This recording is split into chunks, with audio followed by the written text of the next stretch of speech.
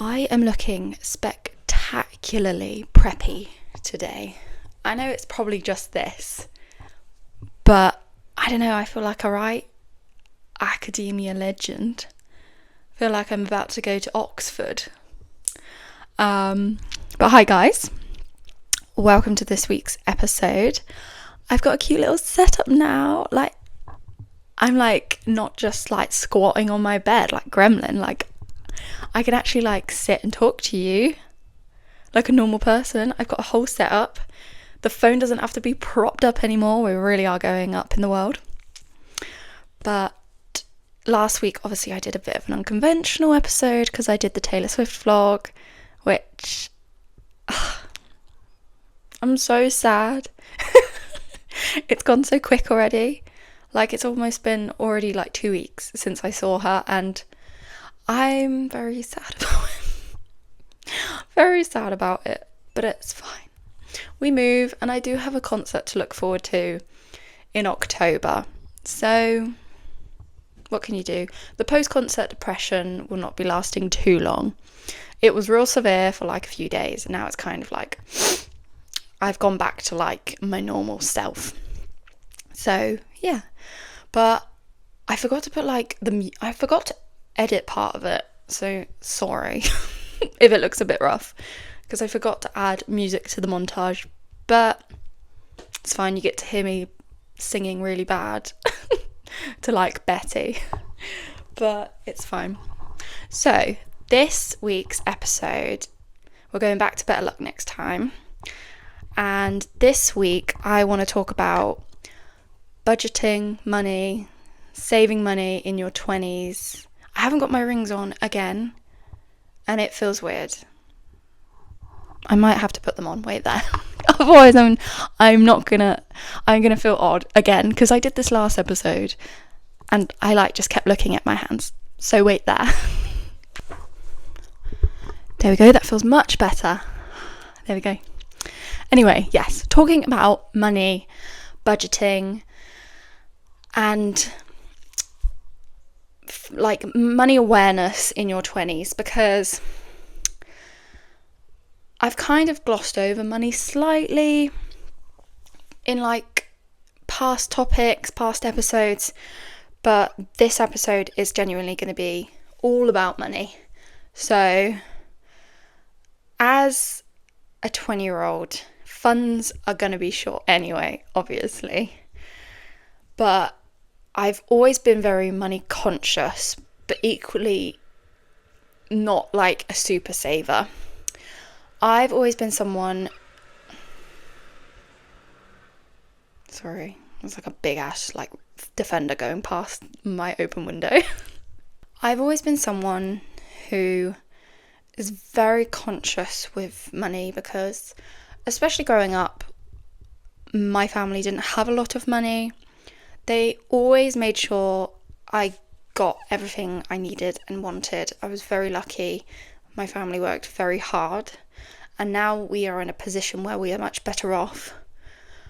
But I still have that money self-consciousness built in me from watching my parents worry about money, and other family members worry about money. So I feel as though my parents could become millionaires tomorrow, and I would still feel panicky when it comes to checking my bank account. And especially if I became a millionaire, I think I'd still panic.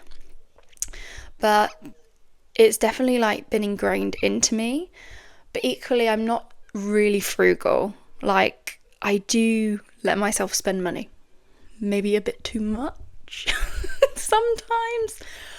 When I want to save, when I put my mind to it, I can save. I'm really good at it. But equally, I am the Kermit with the cloak on meme to myself, do it, buy it, go out for dinner. you can spend 70 quid at Pizza Hut. Okay, easily. You twisted my arm. I'm definitely somewhere in the middle.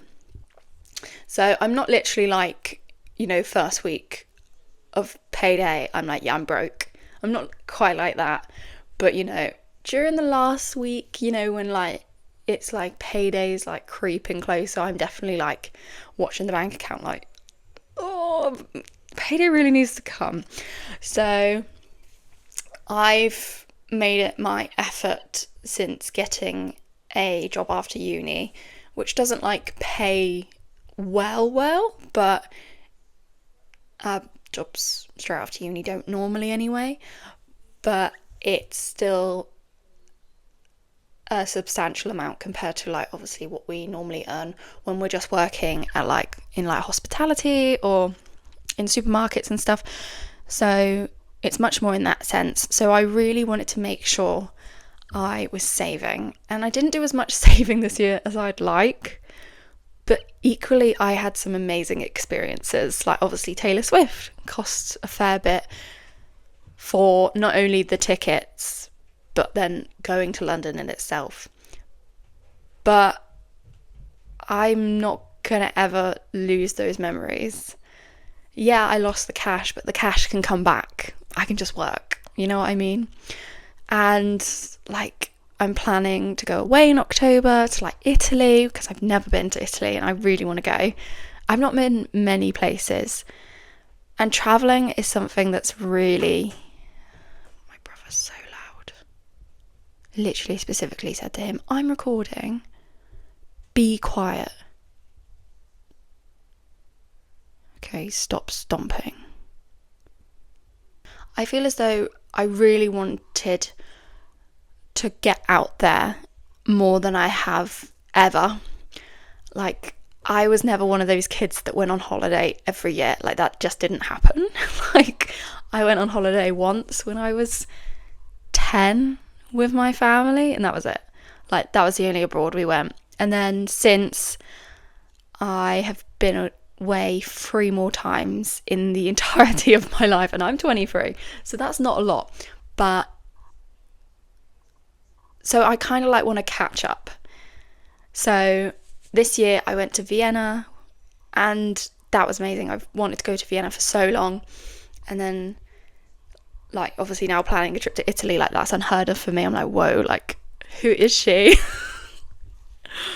But so I haven't been putting as much money in my savings as I've wanted, but I haven't really minded because I've spent a lot of money on doing stuff with my friends or doing stuff for my friends.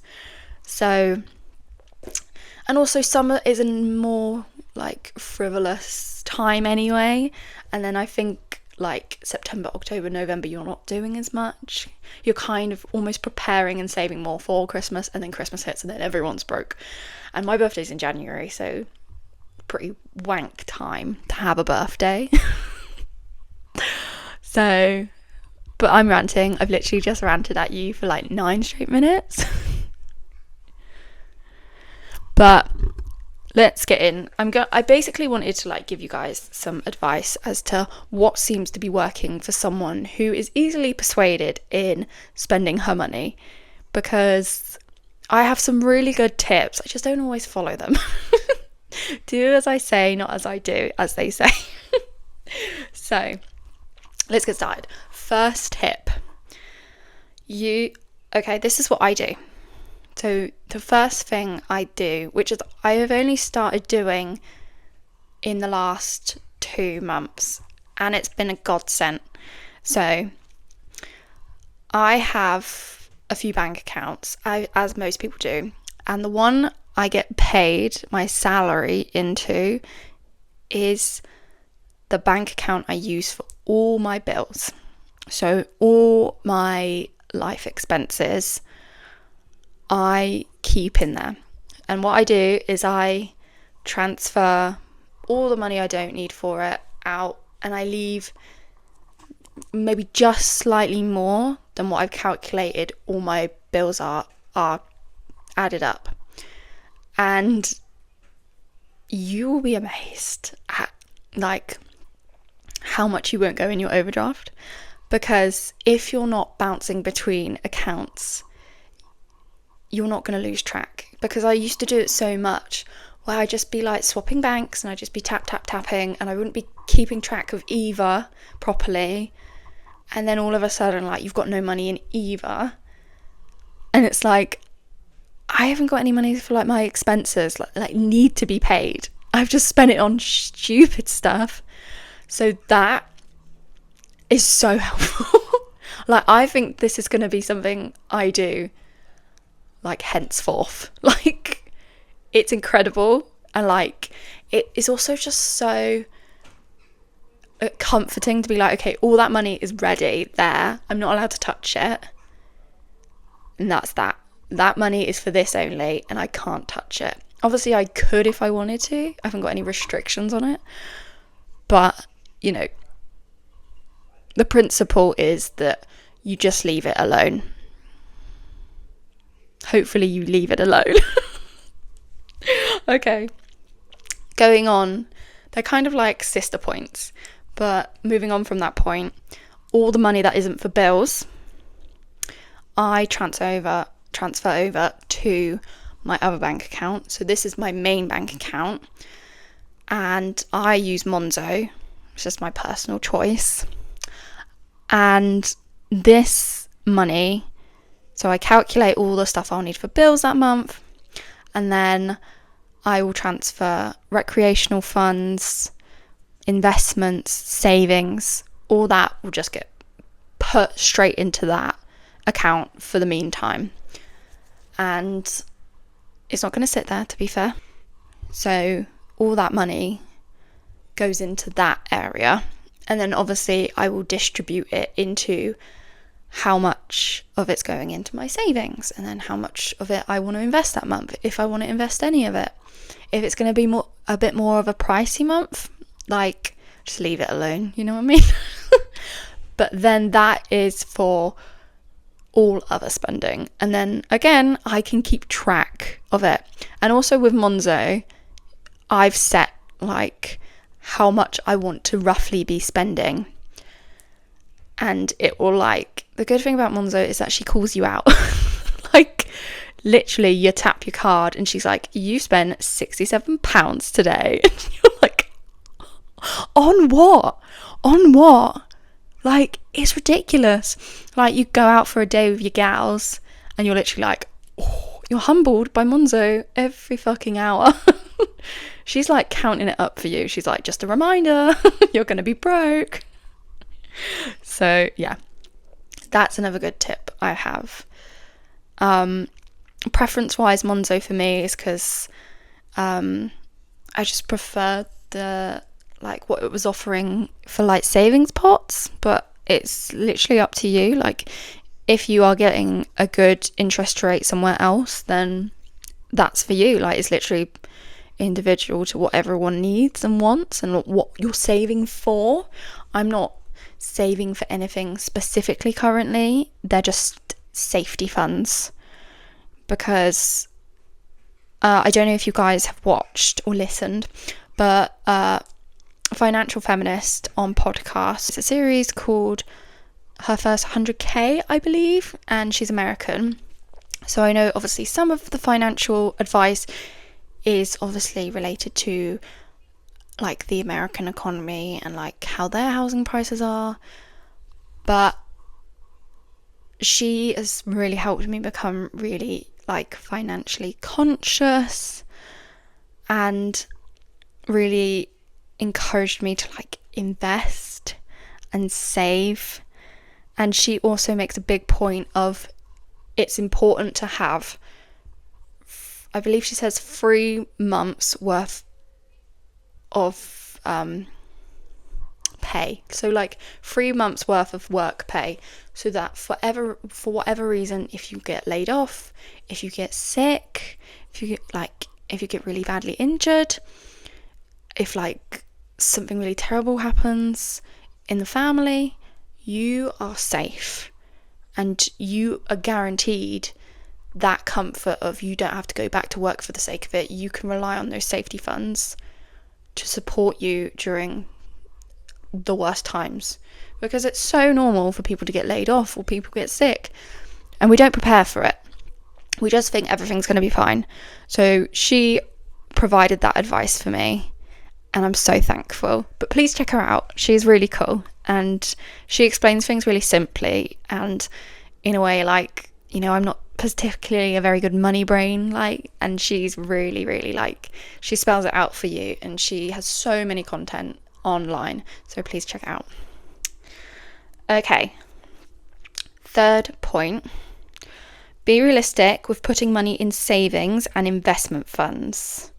So as I was kind of like ranting before, like, I actually got into all the points, it's important to recognize that each month is going to be financially different for you.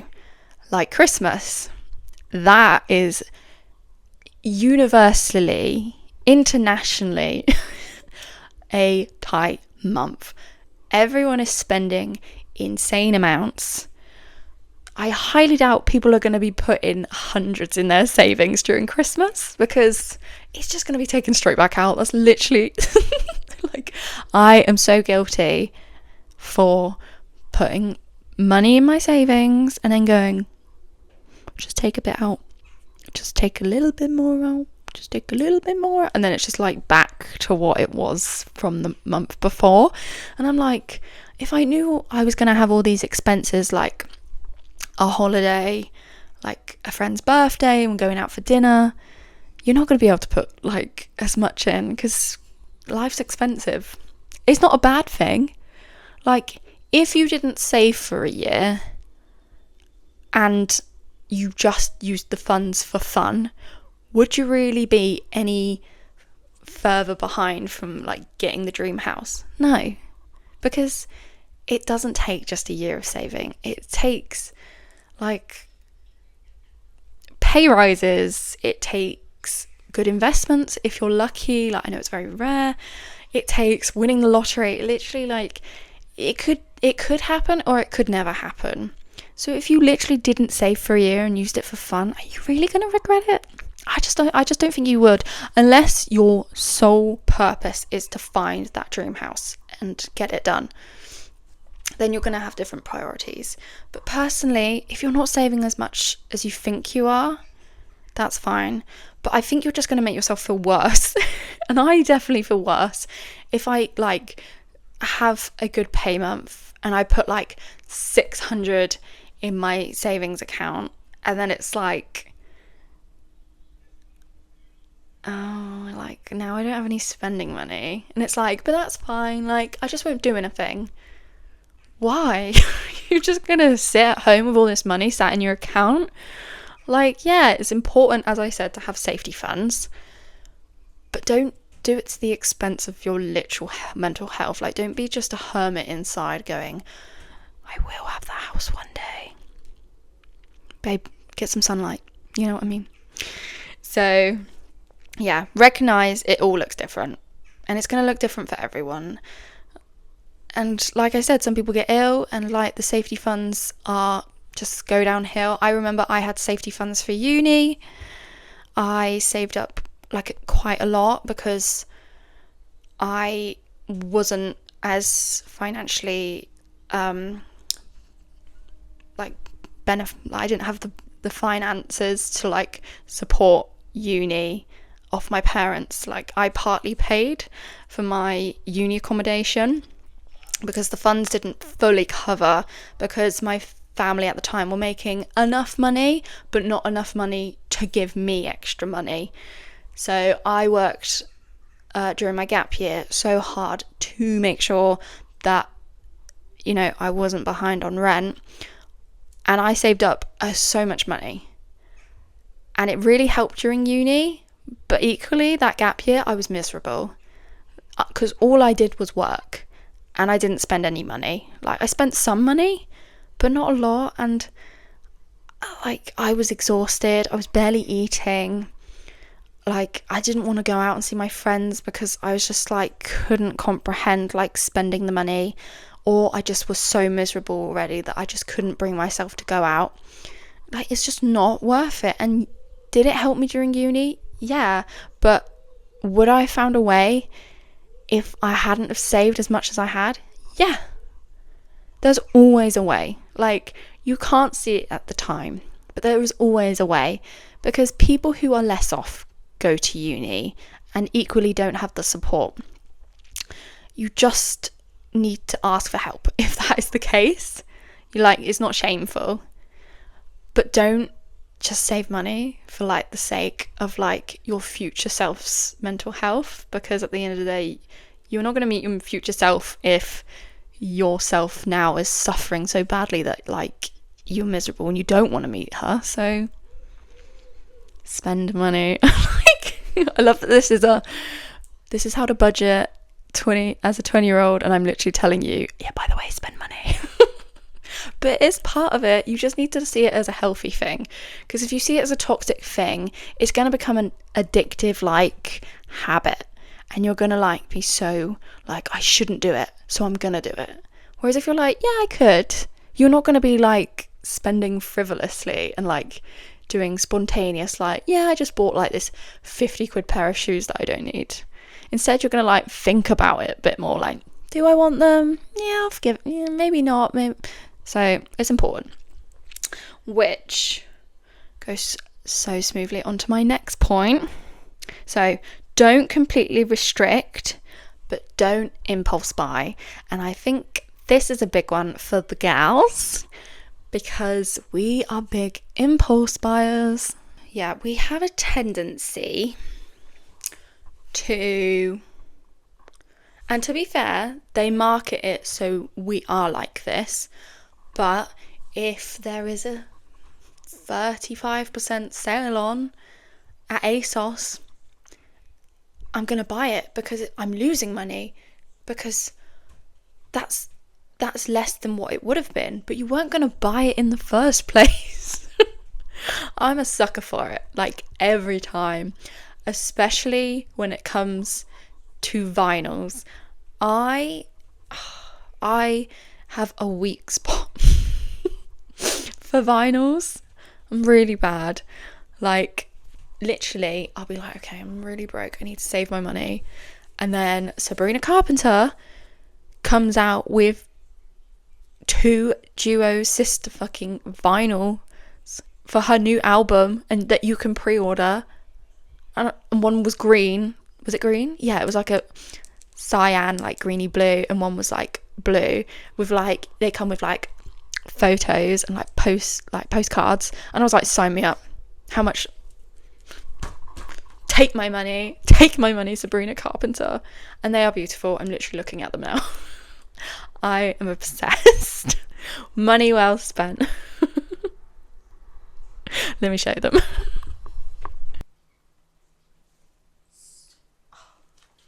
So beautiful. Little side note, really obsessed with her album at the moment. I'm not someone who can just I love artists, obviously, and obviously we all have our favourites, but I'm not going to automatically assume they're going to be a good album. So I was so pleasantly surprised, because I've been listening to Sabrina for quite some time, and this one was completely different to her other albums, and I'm loving it. So yeah, real side note. Anyway, back to the point. Don't impulse buy, because I'm a big impulse buyer, and I'm sure we all are, because you think I'm losing out. You get financial FOMO. You're but that sale on, it's Black Friday. You don't need all of it. Sure, it's a good time to buy stuff for Christmas, but for the most part, we just buy things we never would have thought of purchasing had Black Friday not existed. So, and there's also a good thing. I remember at uni, one of my friends said, because once I was craving Ben & Jerry's, really craving it, but I was I don't know if I should get it, because big tub of Ben & Jerry's, I'm probably just gonna absolutely demolish it in one. And she said she has a rule with treats and things she wants. So she said that if you wait 3 days and you still want it, you can get it, because then you have time to think about it, find a cheaper alternative, or maybe get over like the deep craving and realise, oh, I was just on my period. I don't want ice cream. And then if it gets to the 3 days and you're like, yeah, I still really want ice cream, you can kind of appreciate it more than rather just getting it and like it being gone and then you're like, oh, that was fun while it lasted. So I thought that was really good advice. But there's also, I can't remember where I heard it, but someone once said, because it kind of like reminded me basically, ADHD kind of like connection there, but it reminded me of a time I read something where someone said, if you can afford it 3 times, you can purchase it. If you can't, you shouldn't. Which, oh, read for film. It's a really good point. Because say you've got like 60 quid in your bank account and it's like, oh, I really want like to go out for a meal for like 30 quid. But, you know, I'm a bit low on funds. Can you afford it 3 times? You should probably wait until payday. It's only 2 days away. Like, and obviously, especially for big purchases, this is really helpful and it can really stop impulse buying. Because I feel as though I don't purchase like small little things. I'm really bad for, like the vinyls, purchasing expensive things like an impulse.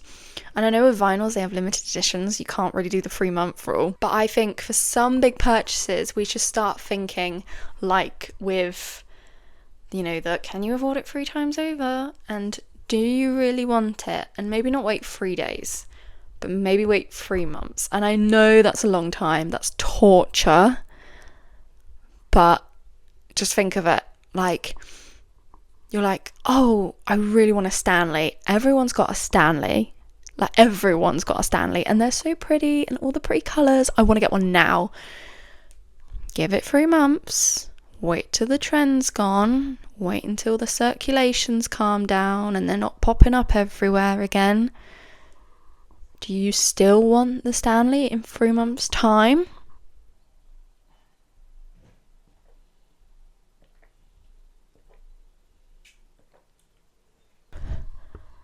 If yes, buy it. You've waited patiently.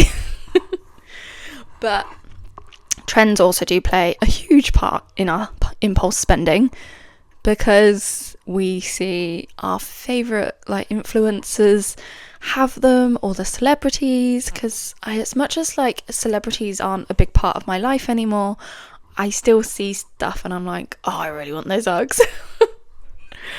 Whereas you give it a few months, think about it. Do you really want the Uggs? I still really want the Uggs. You have no idea how desperately I want those platform Uggs. So bad. Like the proper light cream ones. Like platform. They'd be the perfect autumn shoe. I want the Uggs. I've given it 3 months. I want the Uggs. So maybe I'll like break my bank soon and purchase the Uggs. So impulse spending, really reflect on that. Do trends have a big thing to do with your spending?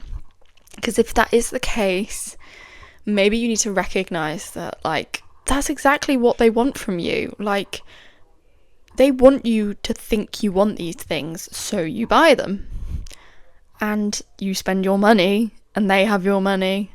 And then you're left with this thing that you might not even wear. Or like wear for like a month. Or like use for like a day. Like, some of them are cool. Some of them, like, some trends are really like, oh yeah, that's nice. That's helpful. But for the most part, it's just what's paid to like, to be shown by us. So, we're all suckers in a system, aren't we? So, yeah. I mean, not very many points, but I think they are big ones. I'll see how it goes with the saving. It'll be my New Year's resolution, but maybe not if I purchase the Uggs for like my birthday or something. But yeah, at the end of the day, remember, money always comes and goes. Memories do not. At the end of the day, I know everyone says it like, memories last longer than funds. You just need to find the perfect balance, and you need to realize your triggers. Like, are you an impulse buyer, or are you super frugal and you're not enjoying your life? Because if you were literally hoarding that money, that's almost toxic, and you're probably going to have a really bad relationship with money forever, no matter how much money you end up saving, because it's just going to be sat there, and then you're going to spend it one day on that thing you wanted, and then what?